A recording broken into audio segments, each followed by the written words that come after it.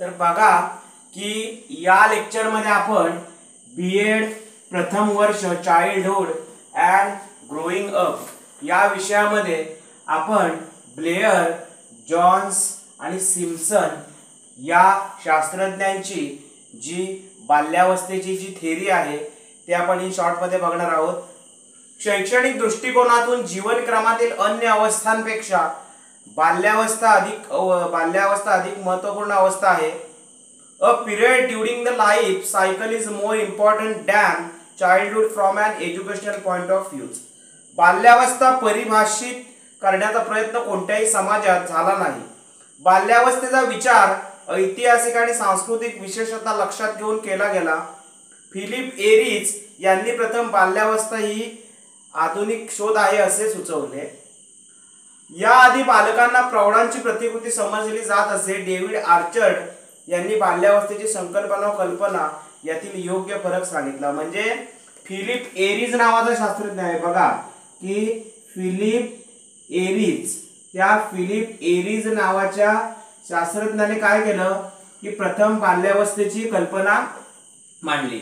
म्हणजे याच्या आधी बाल्यावस्थेचा तितकासा विचार केला जायचा नाही, परंतु बघा की ब्लेअर, जॉन्स आणि सिम्पसन यांची जी थेरी आहे किंवा यांचे जे सिद्धांत आहेत त्याच्यामध्ये बघा की फिलिप एरिज नावाचा जो शास्त्रज्ञ आहे त्यांनी प्रथम बाल्यावस्थेचा काय केला की बाल्यावस्थेचा शोध लावला किंवा बाल्यावस्था आहे असं त्यांनी सांगायला सुरुवात केली।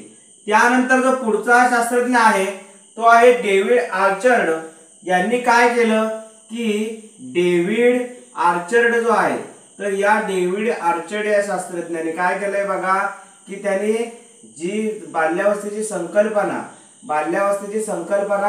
व त्यातला जो असणारा फरक आहे तो कुणी मांडला? David orchard. फिलिप एरिजने कधी केलं तर फिलिप एरिजने ते प्रथम सुरुवातीला सांगितलं की बाबा बाल्यावस्था असू शकते, चाइल्डहुड असू शकतं। डेव्हिड आर्चरने कधी सांगितलं ते संकल्पना आणि फरक हे त्यांनी 1993 मध्ये सांगितलंय। कळलं? कधी सांगितलं? 1993 मध्ये। म्हणजे बघा की ब्लेअर, जोन्स आणि सिम्पसन यांची थेरी किती महत्त्वपूर्ण आहे। फिलिप एरिजने प्रथम ते 1962 मध्ये सांगितलंय। डेव्हिड आर्चरने ती संकल्पना 1993 मध्ये सांगितलेली आहे।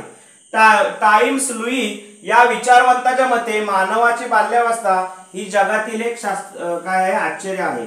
त्यानंतर पुढचा जो शास्त्रज्ञ आहे टाइम्स लुई नावाचा, टाइम्स लुईने काय सांगितलंय की बाल्यावस्था बरोबर बाल्यावस्था ही कशी आहे? आश्चर्यकारक आहे। बाल्यावस्था ही आश्चर्यकारक आहे। म्हणजे विद्यार्थी मित्र लक्षात घ्या की ब्लेअर, जोन्स आणि सिम्पसन यांची थेरी किती महत्त्वाची आहे।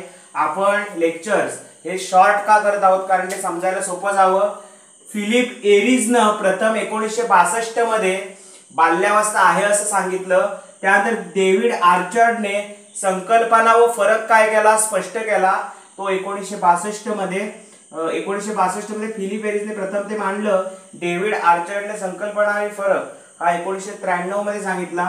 टाइम्स लुई यांनी बाल्यावस्था आश्चर्यकारक असते असं सांगण्याचा प्रयत्न केला।